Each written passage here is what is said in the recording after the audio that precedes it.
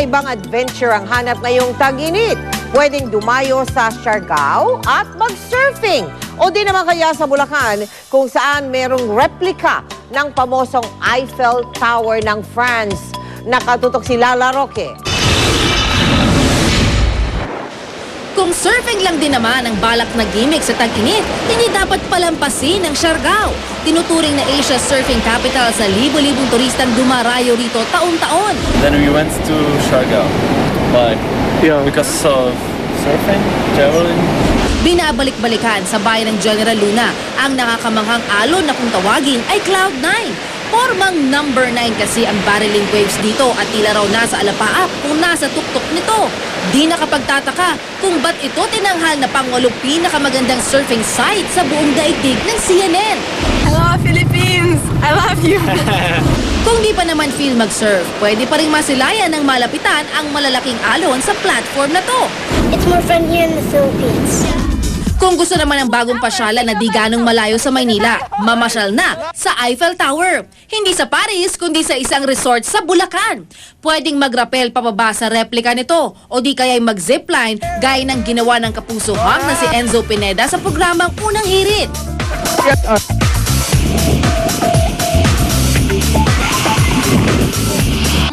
Pwede ka ring mag-wall climbing at obstacle run para sa mga chikiting. Sa halagang 200 pesos, kakaibang adventure na ang may enjoy ng pamilya.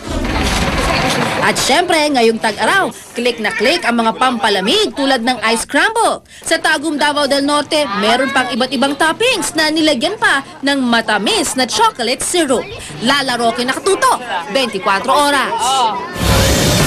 Sa pagpapatuloy ng impeachment trial, giit ng testigo at administrator ng Land Registration Authority, si Attorney Eulalio Diaz III, na hindi daw niya alam na gagamitin sa impeachment trial ang listahan ng mga ari-arian ng punong maestrado na kanyang ibinigay sa prosecution. Pero nang usisain ng mga senador, biglang kabig naman si Diaz. Mula sa Senado, nakatutok din live si Sherry Ann Torres. Sherry Ann. Yes, Mel, naguluhan yung ilang mga senador dito sa mga sinasabi ni Attorney Eulalio Diaz III, ang administrador ng Land Registration Authority o LRA. Paano kasi hindi nagtugma sa mga sinasabi niya yung mga naging tanong naman sa kanya ng mga senador? Naisampa na ang impeachment complaint laban kay Chief Justice Renato Corona na ibigay ni Diaz sa prosecution panel ang listahan ng 45 ari-arian na konektado sa punong maestrado. Listahang lumalabas ngayon ay di naman pala accurate. Sabi ni Diaz, hindi niya alam na para sa impeachment case ang hininging listahan ni lead prosecutor Niel Tupas Jr. Pero kalaunan, sinabi na nitong kaya daw niya ibinigay ang listahan ay dahil obligasyon daw niya ito sa impeachment court. It appeared to me that they needed some materials for research, Your Honor. Research for what, did you ask? For information relative to the properties of the Chief Justice. This is an impeachment proceeding, Your Honor. And therefore? And therefore, Your Honor, I must participate the best way I can. Kwento pa ni Diaz, inabot daw sila ng 3 araw para makalap ang listahan. Pero kalaunan, sinabi rin niyang handa na raw ang listahan bago pa tumawag si Tupas. Bakit available? Wala naman sa request sa iyo, available na sa iyong kamay. Yes, Your Honor, because ang mga media po ay humihingi na noon pa. So when they requested... Teka muna. Yes, Your Honor. Nag-search ka na nung hinihingi sa iyo ng media? Yes, Your Honor. Bakit? Well, I thought that it would be a best preparation, Your Honor, because they are asking. So I had the registers of the search. Kompanyero, medyo malabo itong istorya natin eh.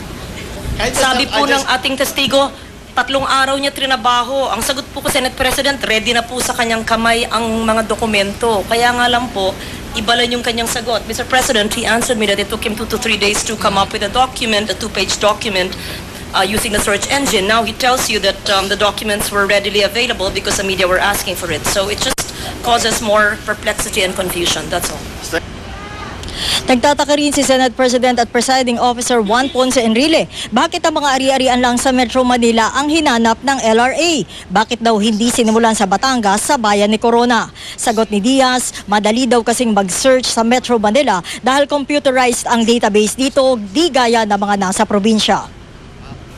Bakit hindi mo pina-search doon?